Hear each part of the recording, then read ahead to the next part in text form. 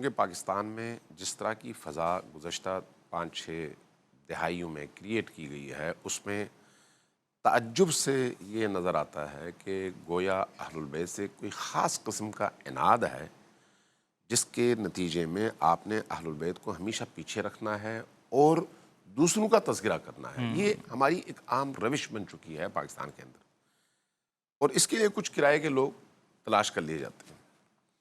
دیکھیے، ہم نے اگر اللہ کا کلمہ پڑھا ہے، رسول اللہ کا کلمہ پڑھا ہے، تو پھر ہمیں اللہ ہی کا حکم ماننا ہے اور رسول اللہ کا حکم ماننا ہے۔ اپنی خواہش کا کلمہ پڑھا ہے تو پھر اس کے بعد ہم اپنی خواہش کے مطابق دین اپنائیں گے۔ اللہ تبارک و تعالیٰ کے دین میں جن ہستیوں کو ہمارے لیے منارۂ ہدایت قرار دیا گیا ہے، ان میں سب سے پہلی ہستی نبی کریم کی اپنی ذات ہے۔ اس ہستی کے بعد ان کی اہل البیت کا تذکرہ ہے۔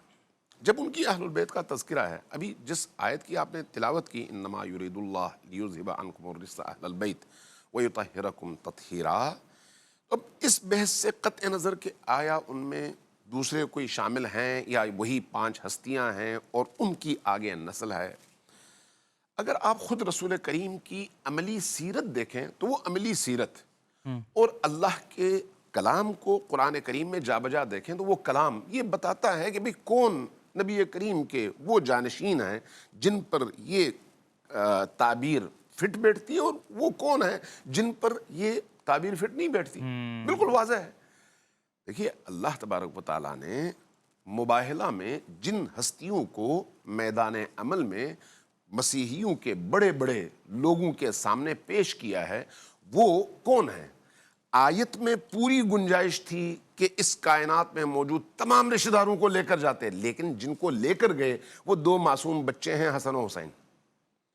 ایک علی ہے، ایک فاطمہ، اور ایک خود نبی کی ذات۔ سوال یہ کہ کیا دوسرے لوگ نہیں تھے؟ کیوں نہیں لے کے گئے؟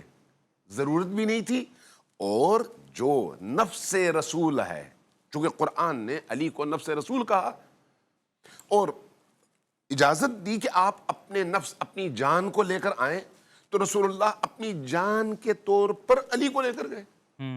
نساء کو لے کر آئیں، اللہ کے رسول نساء جمع کا صیغہ ہے جس میں تمام عورتیں شامل ہو سکتی ہیں، حتیٰ بہنیں شامل ہو سکتی ہیں، بیویاں شامل ہو سکتی ہیں، مائیں شامل ہو سکتی ہیں، بیٹیاں شامل ہو سکتی ہیں، لیکن ایک سے ہستی کو لے کر گئے، وہ فاطمہ الزہرا سلام اللہ علیہا ہے۔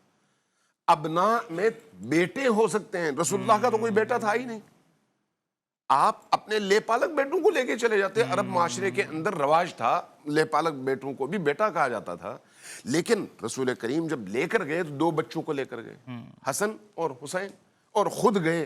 اور عجیب بات یہ ہے کہ مسلمانوں کو یقین نہیں آتا، لیکن مسیحیوں کو یقین آ گیا کہ جو چہرے آئے ہیں ان کے مقابلے میں اگر ہم ٹھہر گئے تو ہماری دنیا بھی گئی، آخرت بھی گئی۔ یہ قرآن کریم کی صریح آیات ہے۔ آپ جب نماز پڑھتے ہیں تو نماز میں آپ درود بھیجتے ہیں، درود میں کیا کوئی ایسا فرد شامل ہے جو نبی کریم کے گھرانے سے باہر ہو؟ آپ جب کہتے ہیں اللہم صلی علی محمد وعلی آل محمد، آپ درود ابراہیمی پڑھتے ہیں، اس وقت کہتے ہیں کما صلیت علی ابراہیم وعلی آل ابراہیم، یعنی ابراہیم اور ان کی آل کا حوالہ دیتے ہیں جیسے وہاں پر تو بھیجتا تھا۔ ہدف وہ نہیں ہے، مثال ہے کہ اس مثال کو سامنے رکھتے اسی طرح سے اس گھرانے پر درود بھیجیں۔ وہ گھرانہ کون ہے؟ قرآن نے جب تذکرہ کیا، جس آیت کا ابھی پیر صاحب نے تذکرہ کیا کہ یا ایھا الذین آمنوا صلو علیہ وسلموا تسلیما، صلو علیہ میں ہمارے مسلمان ماشاءاللہ جب کہتے ہیں صلی اللہ علیہ وسلم، آل کو کاٹ دیتے ہیں، اللہ اکبر، اور آل کا نام لیتے ہوئے پریشانی ہوتی ہے۔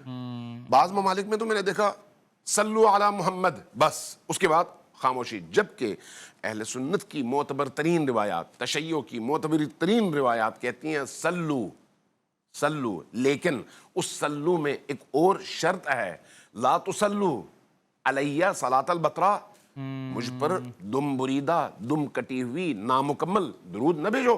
اس کا کیا مطلب ہے؟ پوچھا گیا یا رسول اللہ وہ کون سی چیز ہے؟ کہا جس میں میری آل کو تم کاٹ دو. اچھا یعنی منع فرمایا ہے. منع فرمایا.